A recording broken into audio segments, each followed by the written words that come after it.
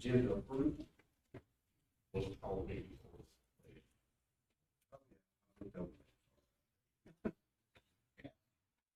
Leave the order, and we're on.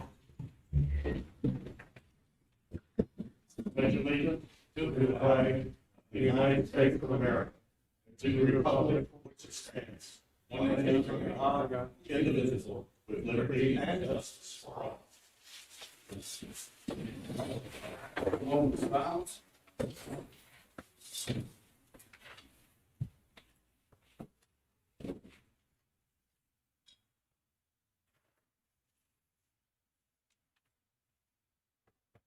Okay. Ready for agenda approval or Chairman, I'd like to present amendments to the agenda. We are moving the Forest Service program to next month. This item, which was on the agenda, will be on the 27th meeting. The new order of all the other business will be the approval of the agenda. The approval of number 2 of March 9th and March 23rd minutes. Third item will be public comment. Fourth item, Terry Ledford, our finance officer. Fifth item, Diana Norton, tax assessor, for her report. At that point, we will go to closed session. Coming out of closed session will be manager's report, followed by adjournment.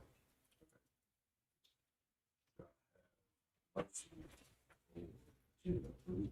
Is that motion to approve, Mr. Chairman? Second motion. Vote. Approval for March 9th, March 23rd. Mr. Chair, having reviewed all 3 sets of minutes, I move that they be approved as submitted. Okay. We'll move along to public comment. James?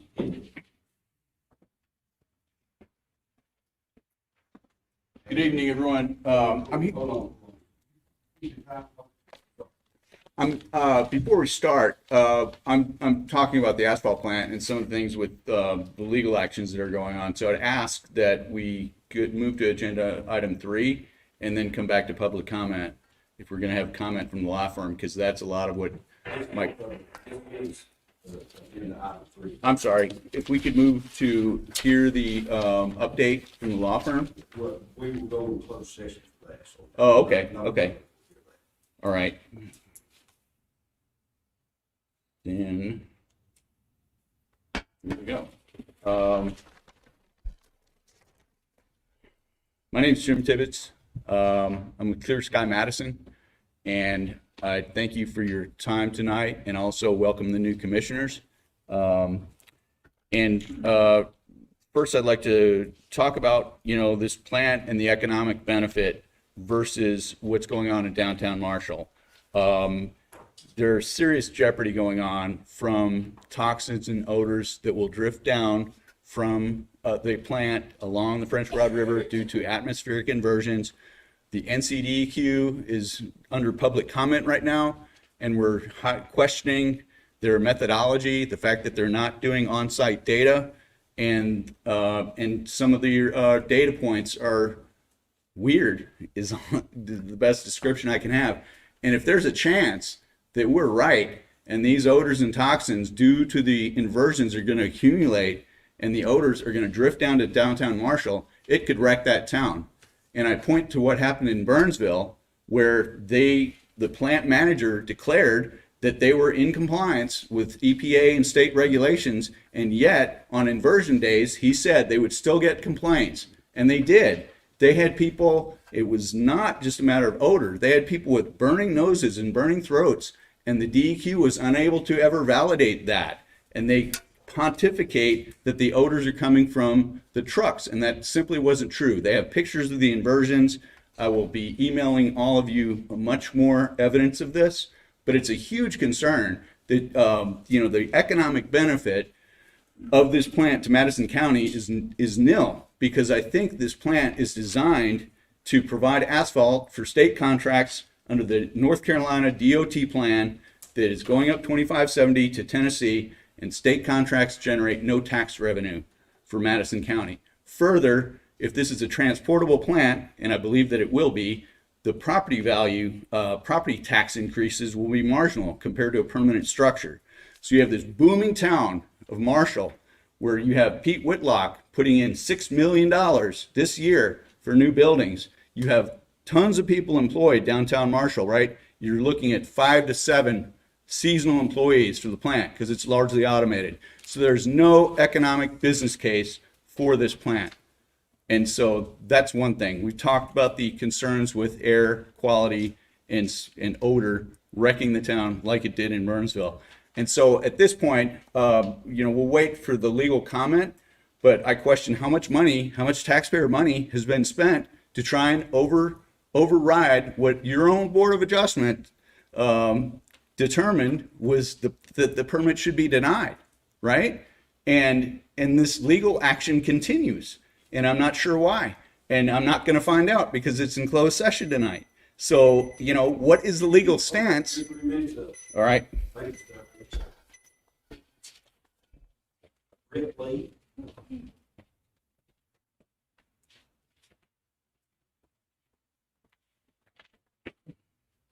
Hello. Before I start, my neighbor is going to continue on my speech. So once I'm done with my 3 minutes, she's going to pick it up where I left off. So she's next on the agenda. This is really high. All right. My name is Britt Lee. I'm a resident and property owner here in Madison County. I'm a native North Carolinian. I've lived here since 2007. We moved to our home in Alexander in August of last year. And within months of this, we were threatened by the news of a special use permit application on the adjoining property. And since January, we've been fighting the supposed group campground. This isn't the type of campground that we all grew up spending summer trips in. It is a campground with permanent TID sites, individual bathrooms and HVAC systems, an event lawn, and a 3,000 square foot clubhouse and welcome center. So we are here today just to lead a community opposition against this for the hearing that's going to be coming up in May. So first off, I'd like to request that the application process for special use and conditional use permits is revisited by the county and updated. The application itself is too small. It opens up the door for anyone without specific or well-defined plans to be heard. For larger developments like this, the one that I'm fighting, it doesn't require the applicant to also submit to the environmental health and sanitation departments, traffic, or require any of these types of surveys to be conducted and submitted to the committee prior to the hearing. So because of this, the committee is forced to make such decisions to approve or reject based on limited information that they've got. In addition, the 10 days notification of an upcoming hearing for these permits joining property owners like myself is not sufficient for us to obtain the specifics of the permit, obtain representation, prepare for the hearing, work with the developers, put conditions onto the permit itself, and basically it puts the community and these developers in these very hostile relationships. All of these things lead to multiple day hearings for the planning board, appeals, court cases, and cost the residents and the county thousands of dollars in legal and settlement fees. So the specific permit that I'm fighting, the application itself didn't even meet the basic requirements of the special use permit. It took months for us to bring this to the attention of the county, and even so, the attorney for the developers was granted an extension to be able to revise the plans in time for the May hearing. And I feel that if plans don't meet specific application requirements and don't adhere to the permit in which they are applying for, the application should immediately be rejected and the applicant start over. So because the specific application was granted an extension, we're still fighting. We're still spending money and time to prepare for the May hearing. To date, our community has spent over $7,000 already in just attorney fees and trying to prep for this upcoming hearing. We still haven't gotten to the point of getting experts to help at our hearing and to show that we've got standing. And again, we're not even to the hearing yet. So we've already spent a lot of time, effort, and money, and just stress, over our quality of life, what's going to happen with this. I'm not sure what my time is right now, but I can keep talking. In March, myself and a few of our community members, there we go. I'll let Peggy take over for me. Thank you guys.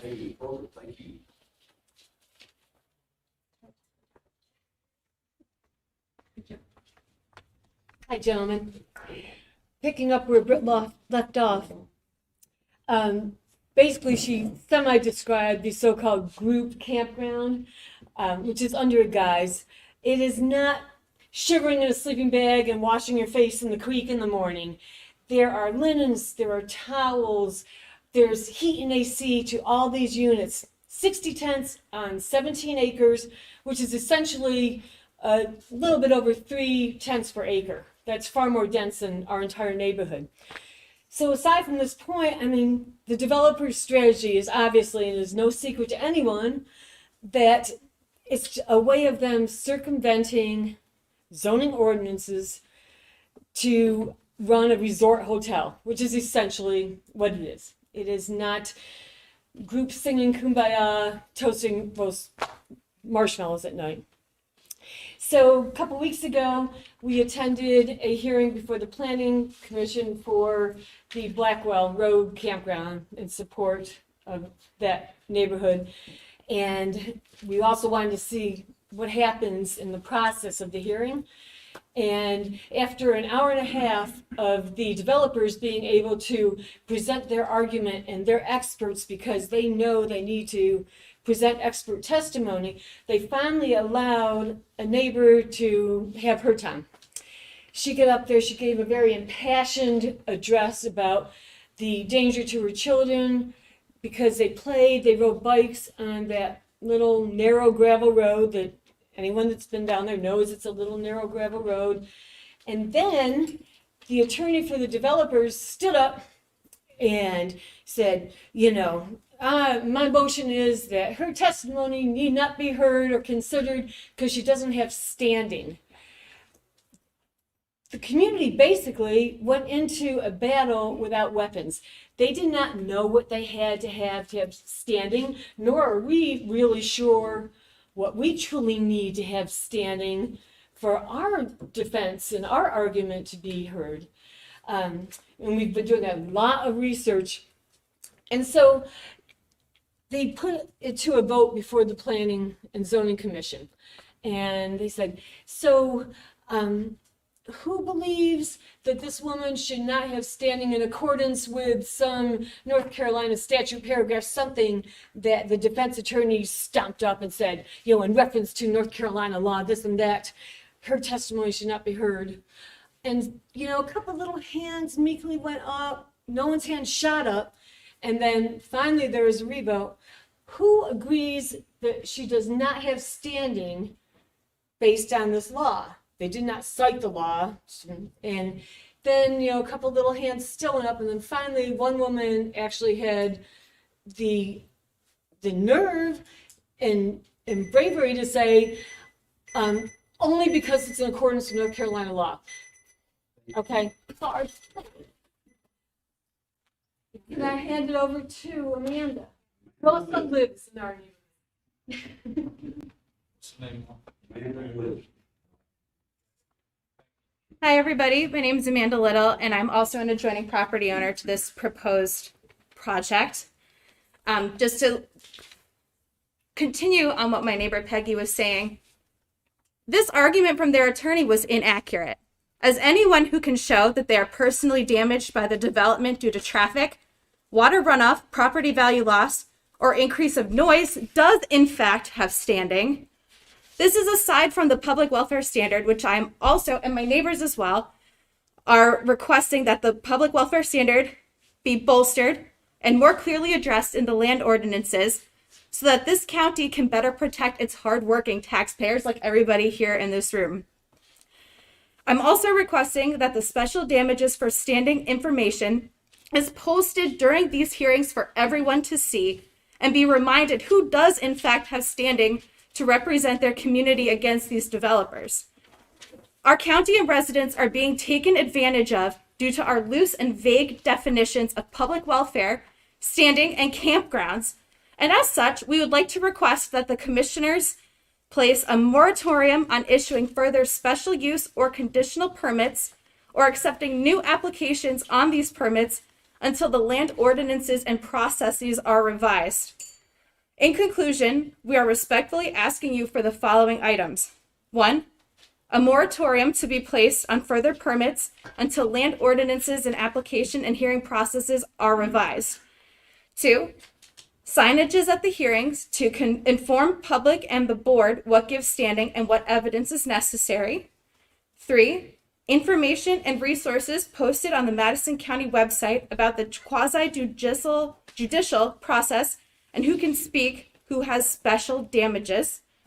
Updated land ordinances that better define the public welfare standard so that it's clear and encompasses what we care for in Madison County and to better represent and protect our residents.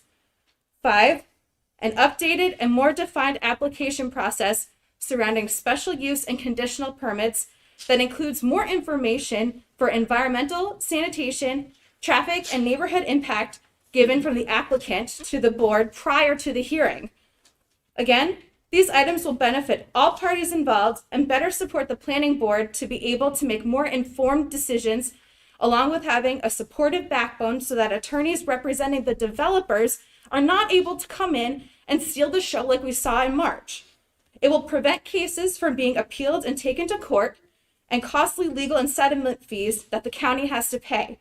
And these will be better protecting our beloved county and residents who are being taken advantage of from more and more out-of-state developers looking to turn our homes from beautiful countrysides into money in their own pockets. Thank you.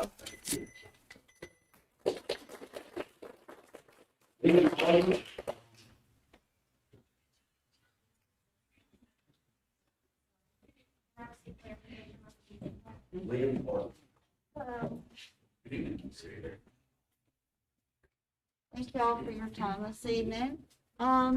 I'm here to speak to you about the dump card issue, which I've spoken to you about before. When we started requiring the presentation of card, I was in a bit of a bad situation because I'd lost mine. And upon going to convenience centers, I saw lots of chaos with lots of people being turned away and our staff trying to explain to people what they need to do, and a lot of confusion. And speaking with neighbors and friends, there was a lot of misunderstanding about what was going on. So, because I'm a garbage truck driver myself, and I understand there's a lot of nuances and a lot of things to be considered with the process and the setup of the system. I also know that it's very important for health and safety. I wanted to see, I know this has been an ongoing issue for many years that we've been trying to find solutions to. If get more input and thoughts from people about what their situations are and how it's affecting them.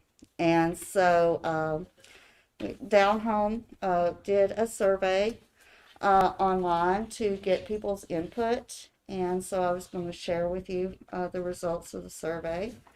It's 329 responses. Do you live in Madison County? 97% said yes, which describes your living situation. 85% said that they own their home. 11% rent. The trash fee increased this year from $160 to $180 a year. When did you learn about this increase? 46.7%. I'm not sure when they learned about it, but 33% did not know about the increase. Do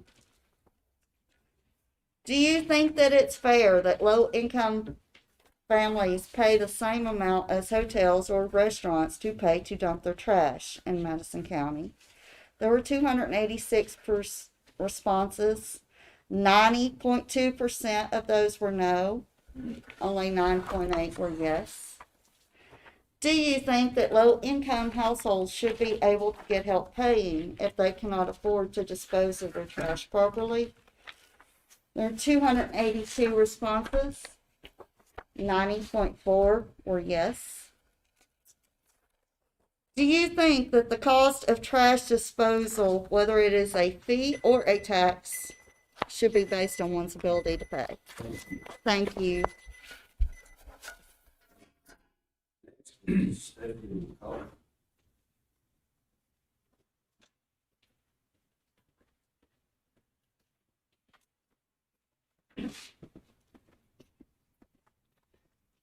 Good evening, gentlemen. To follow up on what Lynn was discussing about the trash card issue, I would like to see a consideration on changing the structure of the funding of the solid waste services from an enterprise fund-based fee to a property tax-based general fund. The fee has been improperly treated like a tax since 1999, with exemptions for nonprofits and subsidies for some elderly and disabled neighbors. And the county's recent revelation about the legality of that process has caused kind of a scramble, but it's been complex. So reverting to a tax would make the cost of trash disposal much more equitable for our residents. And it would be much more straightforward, while at the same time exempting nonprofits, no tax. According to the Justice Policy Center, the top 5% of our county's wealthiest residents generate over 25 times the wealth of the bottom 20%. This points to it could allow people's ability to pay based on their wealth, helping the lower income people of our county. So I urge that you implement 3 immediate changes to the current system, since we're nearing the budget cycle. Even if the general tax fund method of financing is adopted, we need to see study and report on the expansion of subsidies to folks who can't afford to pay. The parameters for assistance in this county do not benefit many of the folks who need it most. We need more ways to help folks who fall between the cracks, being over 65 and or disabled and making under $30,000 a year. Second, I ask that you add a line item into the budget to fund effective outreach on the trash card fee, materials that promote the fact that assistance is provided, explains the appeals process, and informs folks of the change in fees, rather than just seeing it on their tax bill. We do deserve, as Madison County residents, clear, concise materials explaining what our money is going toward. And we know there are over 900 appeals to the fee this year, but most folks didn't know there was an appeal process at all. And there's still not clarity about whether the appeals process has ended or is still open till June. It's just not acceptable. And it's unfair to residents who are doing the best they can and just want to dispose of their trash properly. And third, please modify the appeals process so that it works for everyday people. The current process is confusing, dysfunctional, and wasteful, and we can do better. Thank you. Thank you. Next is Carrie.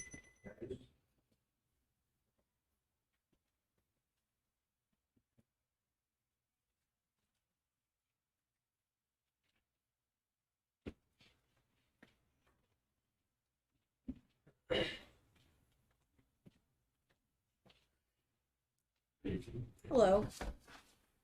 I'm gonna pick up where my friend Stephanie finished off.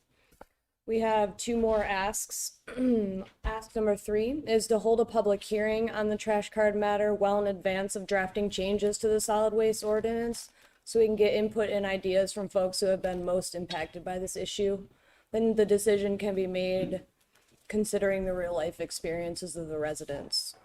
The third ask is to create a special commission composed of both government officials and citizens who are knowledgeable about this issue to oversee the changes. Lastly, I'd like to read a letter from someone who couldn't be here tonight, Ginger from Hot Springs. Dear Commissioners, my husband and I live in Spring Creek. When we recently received our property tax bill, we saw a big jump in the trash fee from what we had paid in the past.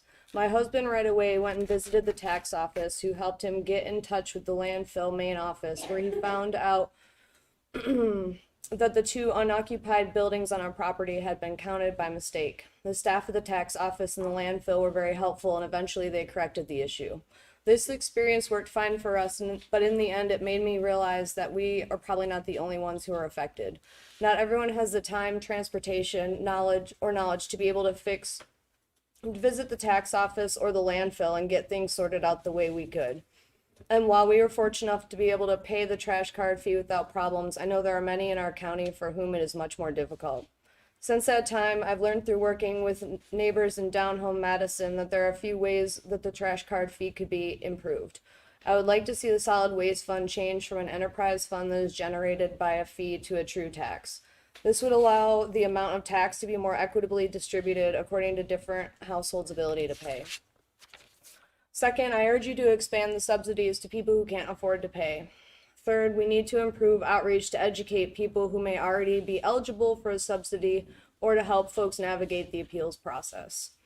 Finally, I ask you to create a special commission composed of both government officials and citizens who are knowledgeable about the issue. The commission could oversee the implementation of changes. Together, we can make improvements on this 22-year-old system that would be good for our community and for our environment. Thank you for your time. Thank you. Thank you. Next is Carl Madison. Hey,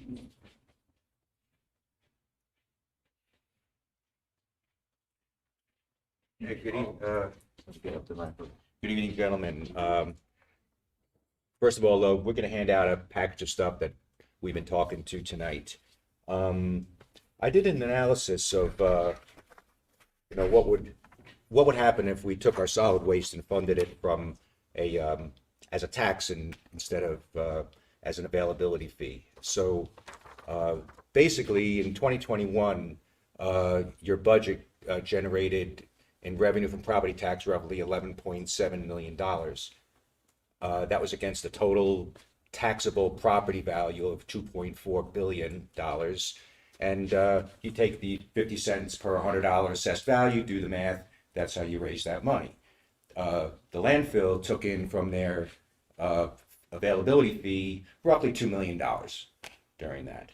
So if you add the existing, if you add the $2 million that the landfill generated from an availability fee to the revenue needed, assuming you were going to fund that same thing through the general tax, you'd come up with a new tax rate of 0.0585, up from 0.5. Now, what's interesting, this other table here shows the taxable values. I arbitrarily picked $15,000 as the lowest tax value. I found many properties with the assessed value is $15,000, and they paid $75 in property tax and $180 for a trash fee. If you funded it through the general tax, those people would actually have a savings of $167 and this table goes up in assessed value until you get to what I call the break-even point in assessed value, and that's $211,355. Everyone who's assessed value below that would effectively, if they had a piece of property with one improved structure paying $180 for a fee, everyone under that $211,000 would pay effectively less money to the county. So, put that into a picture here. We got roughly 20,000 parcels of land on the tax rolls that are not in the non-exempt category. So, of that 20,000, 16,000 people would fall below that threshold and pay less money. That's 81% of the properties. And 19% or 3,800 folks would end up paying more under the structure where you had it as a fee. So we're really proposing this year. Number one, it would simplify life for Sam down at the solid waste department. You could probably eliminate the cards.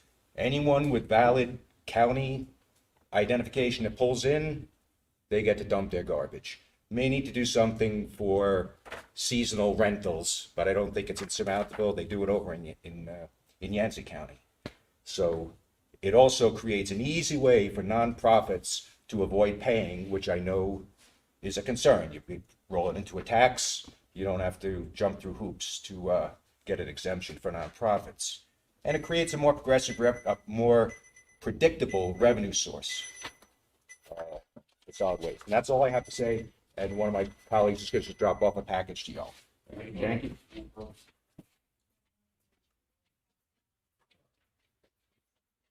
Thank you. Number 4 on the agenda. Carry that.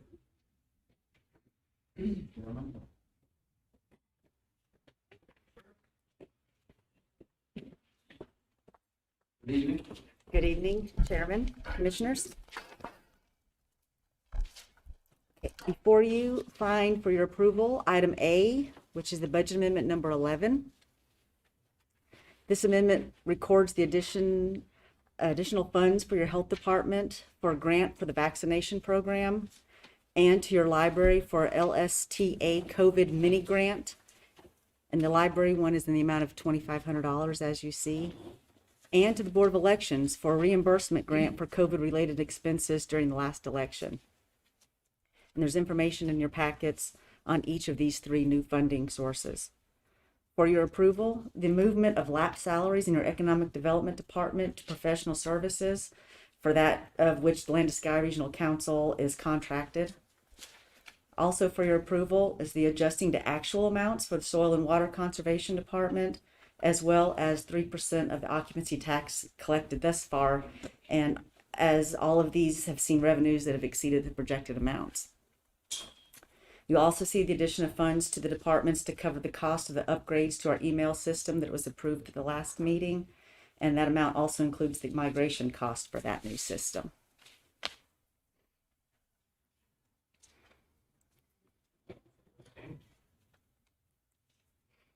Chairman, if there is no discussion, I move that we approve budget amendment number 11. Second.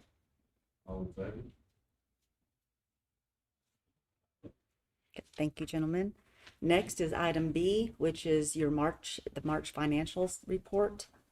At the top of the first page, you'll see that for all funds, we have received 80% of our revenues, and our expenses are only at 61%. And these are both what we'd like to see this time of year, as we are at 75% into our budget.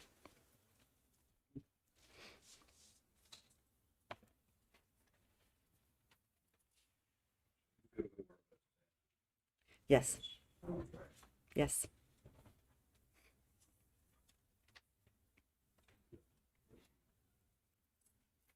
Okay.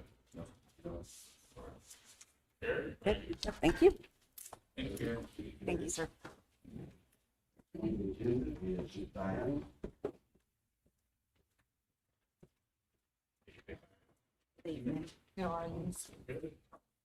I'm here for the monthly approvals for the refunds and releases.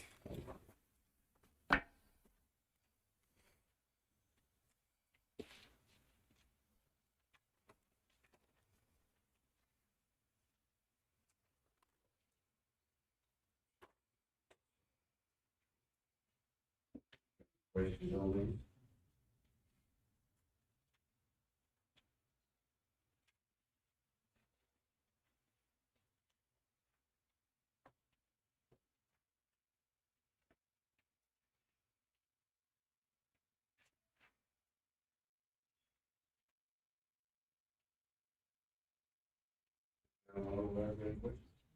Good night. Okay.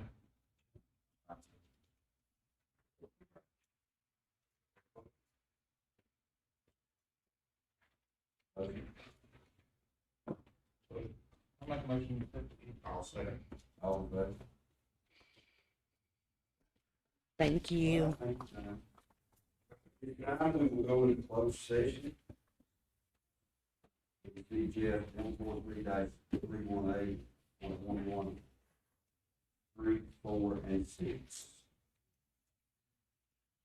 And Mr. Chairman, if you would amount that to subsection C, the matter that will be discussed in the closed session. It's Madison, Asphalt LLC versus Madison County, which is 19 CDL 340 in Madison. Okay, that's all there was. Say that is 6. That is A3.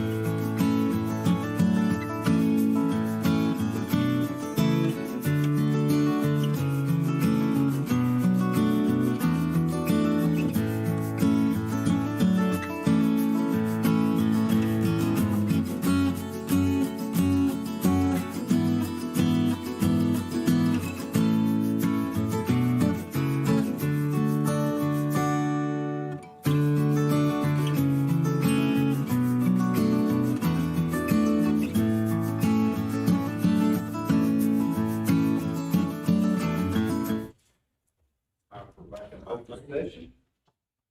Let's do mine, we'll do personnel at the end. All right, gentlemen, a number of things that we need to consider. You have before you Madison County Government Classification and Compensation Policy. I have Brooke to develop this for us, and she has worked with departments, other counties. We've had some discussion relative to it. It is a master work. It is the first time that the county will have a classification and compensation policy, procedure, and systematic evaluations and performance evaluations of employees, and will be tied to the pay structure effective July 1, 21. And I would just ask you to study this in detail. We will consider it for vote on the 27th. And as we discussed earlier in our departmental budget meetings next week, please bring this along. But I want to thank Brooke. There's an enormous amount of work in this. Very good job. As you go through it, gentlemen, please feel free to reach out to Brooke. And it's our opportunity to develop some more professional ways and more appropriate ways to evaluate and to pay our employees. It is not a one shot, it is a systemic operation. All right. We are at a point that if we are going to move forward with health department renovations that the architects have prepared, and we are ready to take the next step, which would be the development of a capital project ordinance. And Donnie, if you would very briefly, or however we need to describe to them what I would, if they approve it, what I would need to do, and then bring it back to them for their approval. You correct me if I'm wrong, but I think where you are with it now is you hired your architect, and the architect has done his renderings of the proposed design. And then the architect has given you his construction cost estimates at this point in time, which is approximately $350,000. Correct. Now, so you've got those things. I think that the issue you have right now is how you're going to finance it. Where's the money coming from? My understanding is that the health department has grants and monies that are available that can be expended toward the project in about half of that cost. And those monies have to be dedicated on or before the end of this fiscal year, otherwise the health department may lose them. So we've got a little bit of a time crunch. So your issue is that where can you come up with a balance of the money? Is it available? And is this a project that you want to move forward with? So if you have that money, of course, and you decide to move forward, then you'll need to bring Carrie in, have her tell you where it's coming from, that it is there, and then you agree to, because it's not in your budget right now. Then you'll have to come up with it somewhere and find it, do a budget amendment, put it in this year's budget. And obviously, this is not going to be a project that's going to be completed in this fiscal year. So you can remove this project from this year's budget. That's what you do by creating a capital projects ordinance. It stands alone. It can go from fiscal year to fiscal year, and you've got what your cost in it. You've got where your money's coming from. And she sort of just maintains that outside of your regular budget, but in a capital projects ordinance. I think that's what we did when we did the school renovation. You usually use it for big construction projects that are going to go outside of one fiscal year. So really, I think what you need to do right now is, since you've got some time limitations, if this is a project that you think that you want to go forward with, and you're probably going to have to come up with a minimum of $175,000. then you need to direct your county manager to work with finance to bring to you where that money's gonna come from and a proposed capital projects ordinance so that you can, you know, make an informed decision as to whether you're ready to commit to the project. I mean, you know what it is, you know approximately what it's gonna cost, you've got part of the money. Norris told me that the architect had said that construction costs are going up, so his estimates are good for right now, but they may not be good next quarter. So if it's something you wanna do, you need to tell Norris to bring you the information to it. Pull the trigger. We will be prepared if you wish to present this on the 27th. Oh, man, see that? No, I'll make that in the form of a motion. All in favor? All right, next subject. Sometimes you start down the road on something and you decide that that's not what you want to do. Last fall, we decided we were going to check out ADP for our payroll. Well, it's not where we need or want to go. And so all of us involved are requesting that we withdraw from the ADP contract. Discuss this with Donnie. He will issue the necessary paperwork. And it does have an escape clause in it. And as of this point, we have paid them nothing. Now, they may come after us for some pay because they've been involved in part of the development of the transition. Okay? And I'll let Donnie add anything there that he needs to add. I mean, I guess you're familiar, we approved that, we had started out about a year and a half ago with Paycor. Paycor didn't even pan out to get to the point of entering into the contract, but ADP came in. Finance wanted to try, because what ADP and representatives said it was a miracle software program. Well, they came in and Marla actually negotiated with them a favorable contract regarding the implementation process, and where we didn't have to pay them any money up front. Marla called me day before yesterday and she said, this just isn't working out. I think we've got an escape clause in the contract. And, you know, we really wanted it. And I said, well, the commissioners entered into the contract. They're the only ones that can authorize the termination of it. And I told Marla to take that information to Norris to where he felt good about it and bring it to you all. If that's something, and I told Marla to send me an executed copy of the contract with the language in it where she thought that there was an out clause. After she looked at it, she said, it's an out clause, but we might have to pay some money in it. And, you know, if you want to leave that up to me, if you've got a recommendation if they do not want to go forward with it. There is a provision in it that it's called a go live.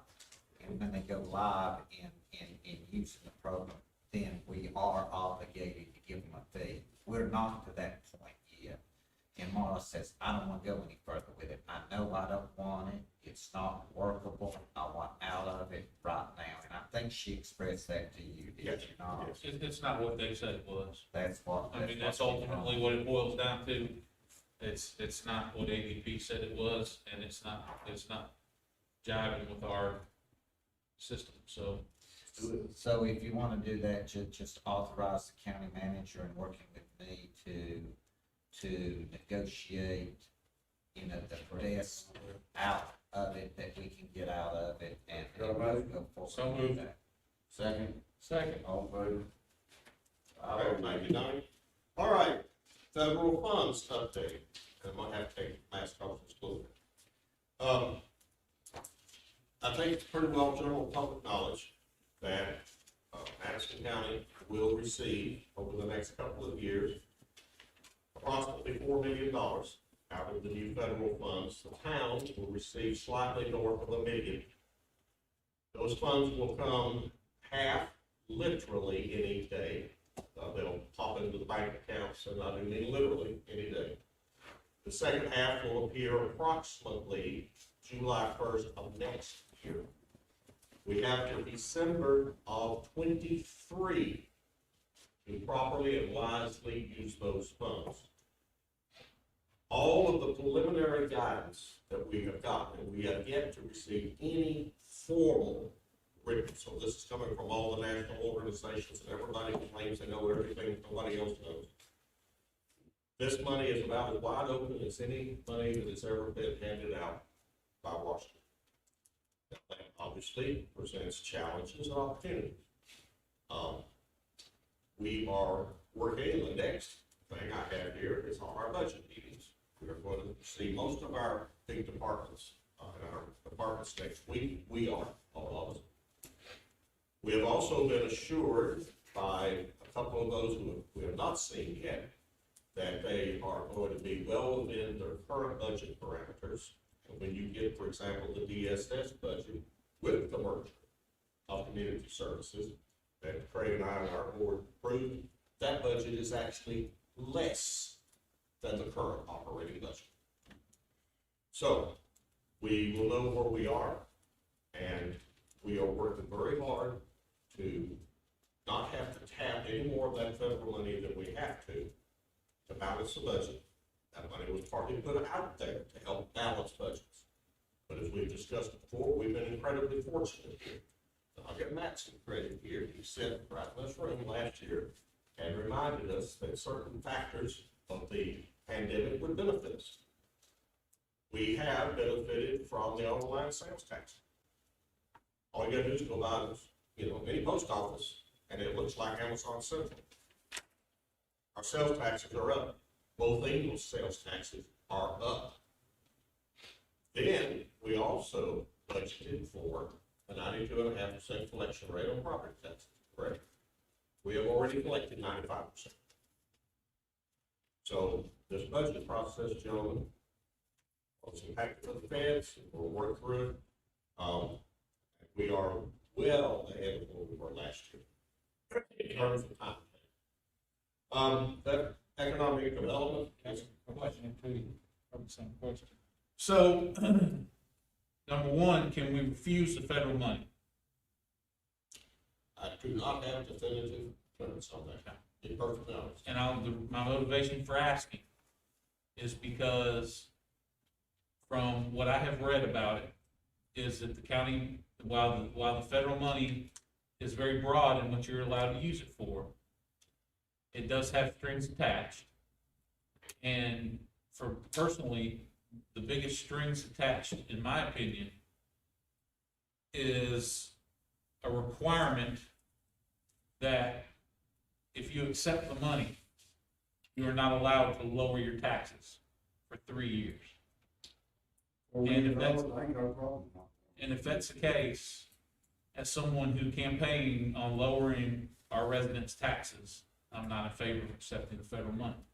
Until I see, and if you have, we talked, nobody has the Department of Treasury definitive stuff yet. And of course, that would have to, we all talk about it, but I can honestly say, I don't have a definitive answer yet. I also just want to follow up. Sure.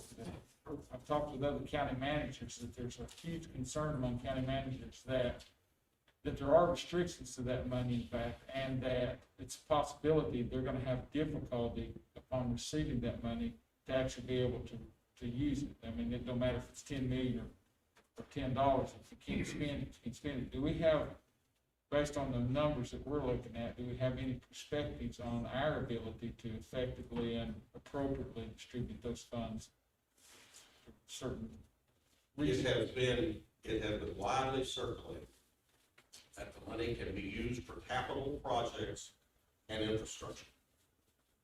Now, infrastructure doesn't mean just county infrastructure. It means public service infrastructure, water, sewer, the development of industrial sites, these sorts of things. That, quite frankly, we don't have the resources to do that and help the towns, okay? All of which have serious water sewer issues, okay? And so even capital building projects, okay? We've been talking about capital building projects. And that, again, I have not seen it in writing, and knowing Washington, until you see it in writing, you see it about 3 times, okay? But as we do, as you guys know, anything I get, I'll talk to you. If you get anything that I don't have, please send it to me ASAP. But that's just where we are, yeah. And, but yeah, we'll all stay tuned. That's good. All right, now economic development, we got 2 or 3 things, going on in a minute or 2 here. We're going to, do a contract thing on the park part. Sarah has, reported for duty. We've already had a number of meetings and Zooms. We do have one tomorrow. It's an economic development thing. I can't discuss it other than she and I are meeting, with a potential economic development, project, actually park here in the county. You have a letter on the table from Lori relative to a question that has been posed about the advertisement of certain tax information. And it's right here. And based on follow-up, Michael, and she reached out to Crystal Hawkins at School of Government, and I think it expresses itself quite purposefully.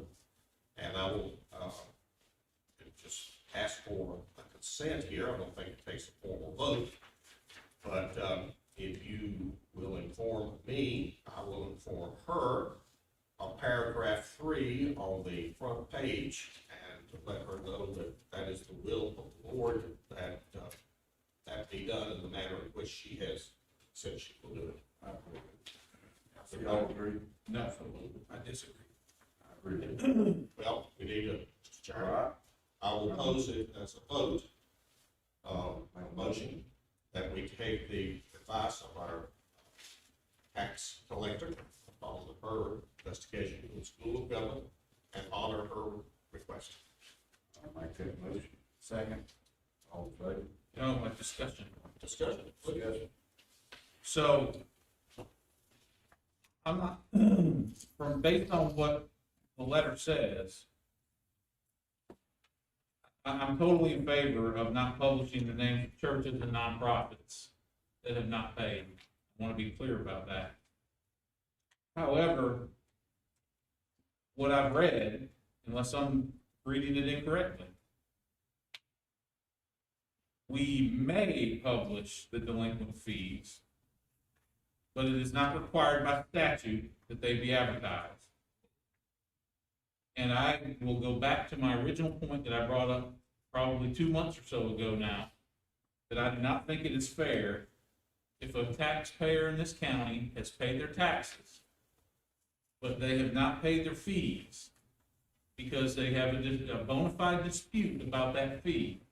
I do not think those people should be published in the newspaper as being delinquent taxpayers, because they're not. I agree with that. But this says that they will publish those people. The third paragraph there says they will publish those individuals and businesses. They will not publish the nonprofits and the churches, which I'm totally in favor of not publishing the churches and nonprofits. But I have a problem with publishing the name of an individual who has a bona fide dispute about a fee and making it appear in the newspaper that they are not paying their taxes.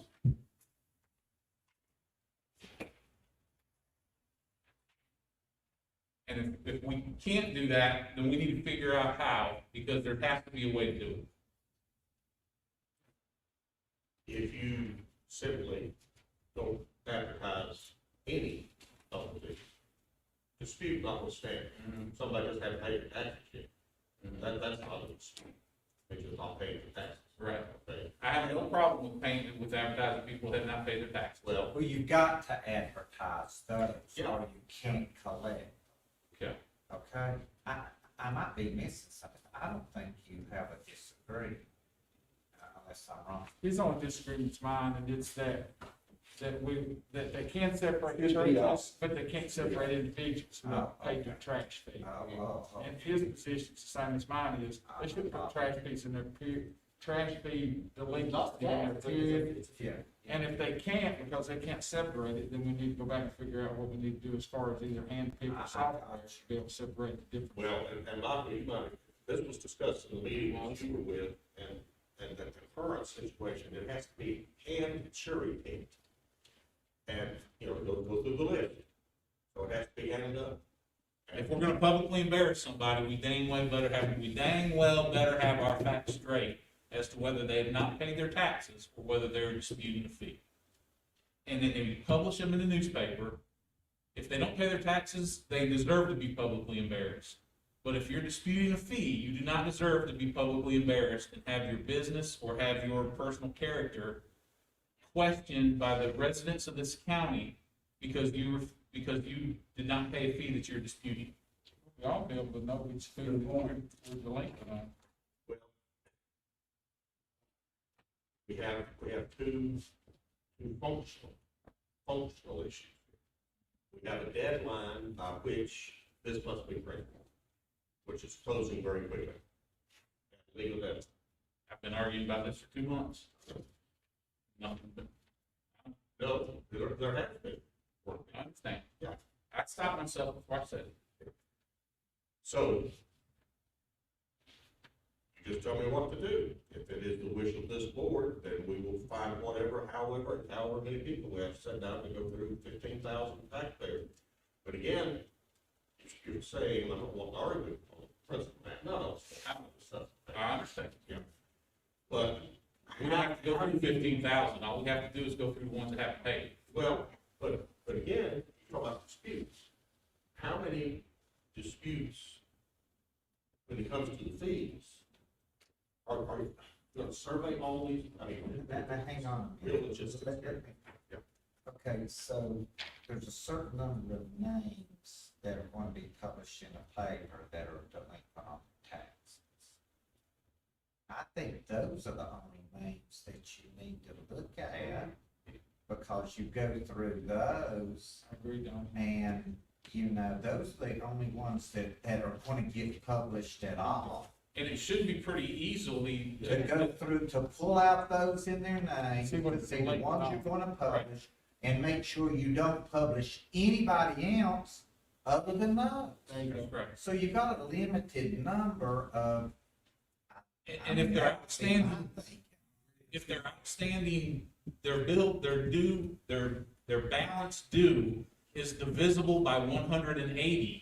That should tell you right there that that's someone you need to check. I think you can push them. But I'm saying that's someone you need to check. I'm not saying that you give them a free pass. I'm saying that those are the first ones you need to check. See what I'm saying? So what I'm hearing is we'll go back and ask them to pull the ones tax. The ones that are gonna be reported in the paper, look at those and decipher which ones it's for. That means All right. Yeah, you don't have to go through 15,000 people. All you have to do is go through the unpaid ones. The ones that are going, if you're gonna put them in the newspaper, they need to double check, and I think what attorney laws is saying, if that happens, we can double check and make sure, one, that they should be in the newspaper for non-paid taxes, and see if those fees are there. We do not want to put their names in the paper already. Don, can I make an amendment to the motion? It's been seconded. Well, there's the motion. Tell me what you want to do, gentlemen, and we will do it. Tell me what you want to do. all right. Go back and do like Connie said, once it's not. Well, we've got a motion in a second. Let's do this. Who made the motion? Are you willing to withdraw your motion? Yeah, thank you. Thank you, Mr. Chairman. What's the motion? So the motion, I'll make a motion that we move forward with advertising those individuals that have not paid their county property tax. Specifically, their county property Only tax. property tax. Correct. I second the motion. That's good. All in favor?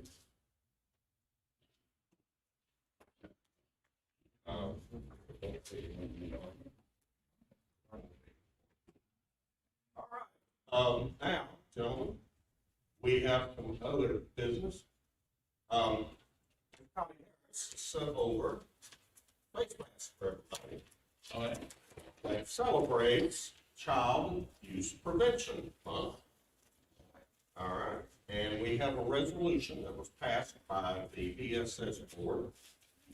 And this resolution, which I would like to read into the record, I know it's late in the evening, but this is a very important issue, and those of us who serve on the DSS board and the huge DSS family want to read this into the record.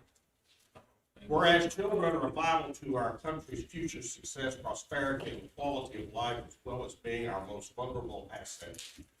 And whereas all children deserve to have safe, stable, nurturing homes and communities, they need to foster their healthy growth and development. And whereas child abuse and neglect is a community responsibility affecting both the current and future quality of life of our county. And whereas the communities that provide parents with the social support, knowledge, parenting, child development, and concrete resources they need to cope with the stress of nurturing their children, ensure all children grow to their full potential. And whereas effective child abuse prevention strategies succeed because of the partnership created among citizens, human service agencies, schools, faith communities, healthcare providers, civic organizations, law enforcement agencies, and business community. And whereas the Madison County Department of Social Services is responsible for the provision of protective services for abused and neglected children as mandated by state law. Wherefore, the Madison County Board of Commissioners does hereby proclaim the month of April 2021 as Child Abuse Prevention Month and calls upon all citizens, community agencies, faith groups, medical facilities, elected leaders, and businesses to increase their participation in our efforts to support families, thereby preventing child abuse and strengthening the communities in which we live. This is the 13th day of April, 2021. Mr. Chair, I move that we approve and put it into the record. I see. Second. All in favor? All right. Need a little water after that. All right. Next, you will find the updated manufacturing art park agreement. This is something that Sarah inherited. It was one of the very top items on her list. This is the continuation of the art park at Marsville on the Dr. Duck Trail. And Donnie's worked on this, and Sarah's worked on it, and they have tweaked this to now make it kosher. It was not quite right before. And we do need to approve this because we are on a time frame. This money comes from the Community Foundation of Western North Carolina. So, Donnie, are you good with this updated contract? Do I hear a motion? So moved. Second. Discussion. All in favor? All right. The last thing that I have this evening has to do with a couple of board appointments. If you look at the book. We have a vacancy on the Board of Health. And so let's look at that one first. The yellow, very back. Should be in the very back. Board of Health. Right, very back. Mr. Chair, I'm sorry, I'll give everybody an opportunity to catch up. There. Good. Go ahead, man. All right, Mr. Chair, I will move that we appoint Cheryl Mosley Conway to the Board of Health to fill the vacant seat there. Awesome choice. And just for the record, she has a pharmacy background, which would be very valuable for that board. And a very experienced RN as well. Correct.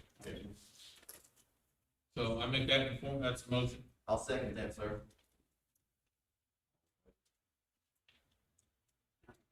All right, we also have a vacancy as a result of Dr. Bellamy leaving us. As an advisory member of an ex officio member to represent the county in the Mountain Area Workforce Development Board. And I don't mind saying I reached out to Ross after I talked to Nathan and a couple of others. There are no agricultural representatives on that board, as hard as it is to believe in the 4 counties. And Ross has volunteered to serve, and I will move that we place Ross Young in the vacant position that Dr. Bell. I'll second that.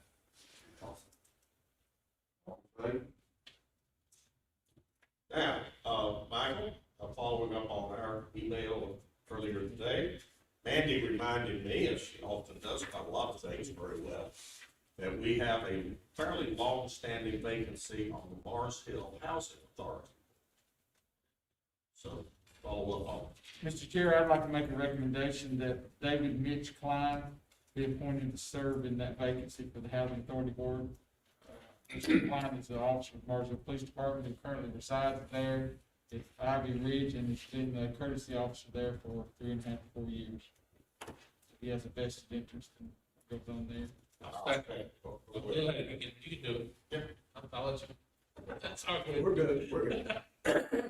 Yeah, I know him too, he's a good guy. All in favor?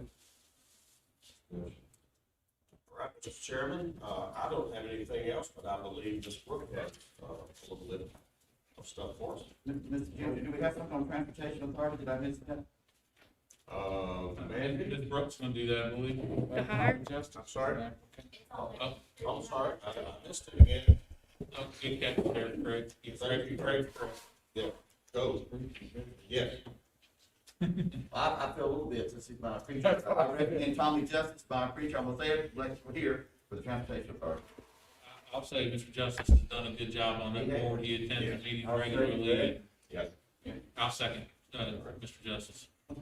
All in favor?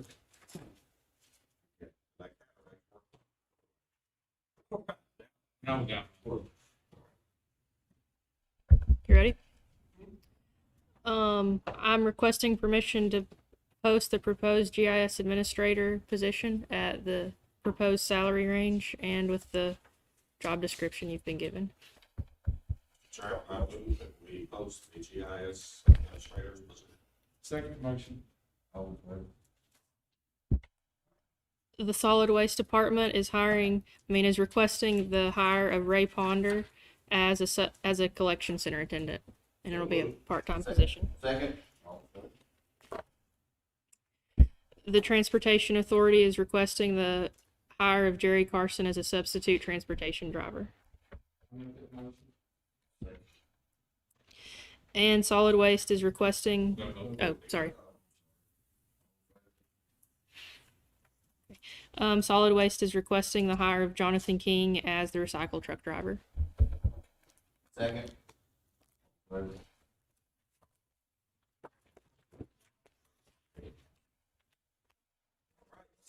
Chairman, I have,